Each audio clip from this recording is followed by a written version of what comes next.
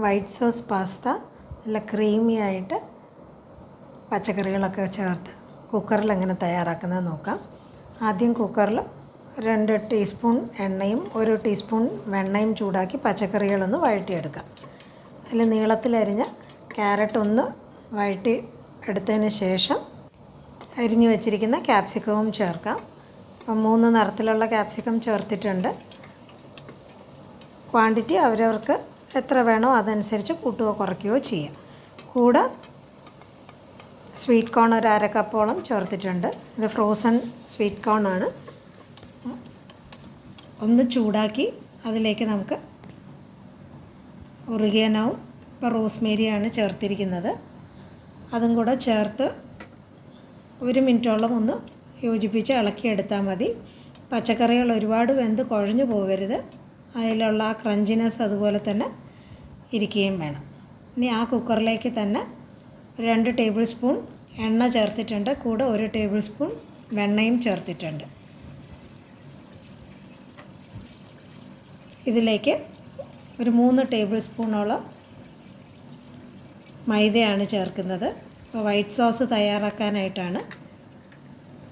ഇത് ചെറിയ ക്വാണ്ടിറ്റി ആണെങ്കിൽ ഇതുപോലെ വൈറ്റ് സോസ് തയ്യാറാക്കി ഇതിലേക്ക് തന്നെ നമുക്ക് പാസ്തയും ഇട്ട് പാലും ഒഴിച്ച് നമുക്ക് വേവിച്ചെടുക്കാം.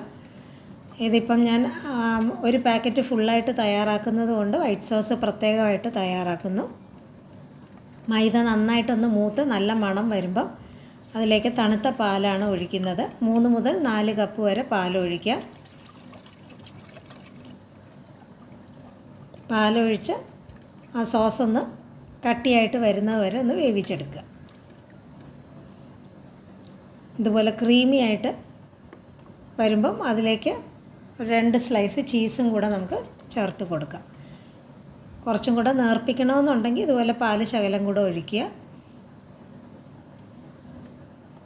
പാലൊഴിച്ച് നന്നായിട്ടൊന്ന് കുറുകി വരുമ്പം കുറച്ചും കൂടെ ക്രീമി ആക്കാനായിട്ട് 2 സ്ലൈസ് സാധാരണ നമ്മൾ സാൻഡ്വിച്ചിനൊക്കെ വയ്ക്കുന്ന പ്രോസസ് ചീസാണ് എടുത്തിരിക്കുന്നത്. 2 സ്ലൈസ് മുതൽ 2 മുതൽ 4 സ്ലൈസ് വരെ എത്രയാണോ വേണ്ടത് അതനുസരിച്ച് ചേർക്കുക. ആ ചൂടിൽ തന്നെ ചീസ് മെൽറ്റ് ആയിക്കോളും. ഇതിലേക്ക് ആവശ്യത്തിനുള്ള ഉപ്പും ശകലം കുരുമുളക് പൊടിയും കൂടെ ചേർത്ത് നന്നായിട്ട് യോജിപ്പിച്ച് സോസ് നമുക്ക് മാറ്റി വയ്ക്കാം. ഇതുപോലെ നല്ല ക്രീമി ആയിട്ട് കിട്ടുകയും ചെയ്യും. കുക്കറിലേക്ക് തന്നെ ഇനി നമുക്ക് വെള്ളം ആഡ് ചെയ്യാം. 1 പാക്കറ്റ് 500 ഗ്രാമിൻ്റെ പാസ്തയാണ് എടുത്തിരിക്കുന്നത്. അതിലേക്ക് 6 കപ്പ് വെള്ളം ചേർക്കുന്നുണ്ട്.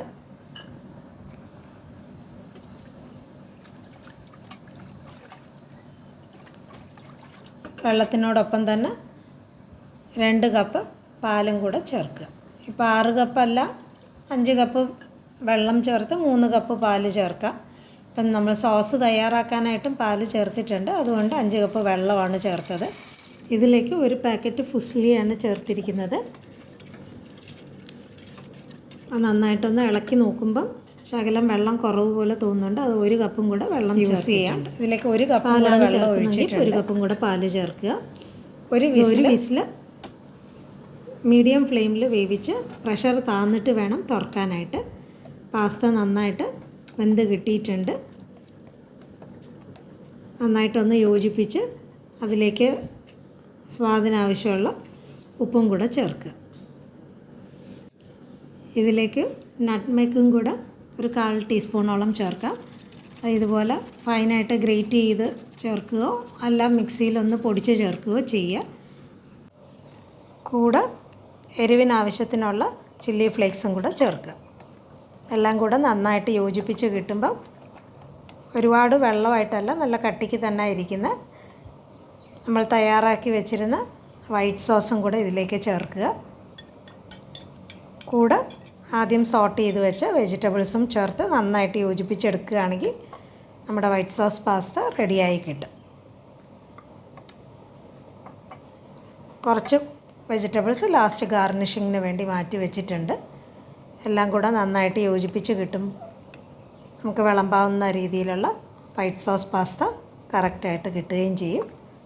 നല്ല ചൂടോടുകൂടെ തന്നെ വിളമ്പുക.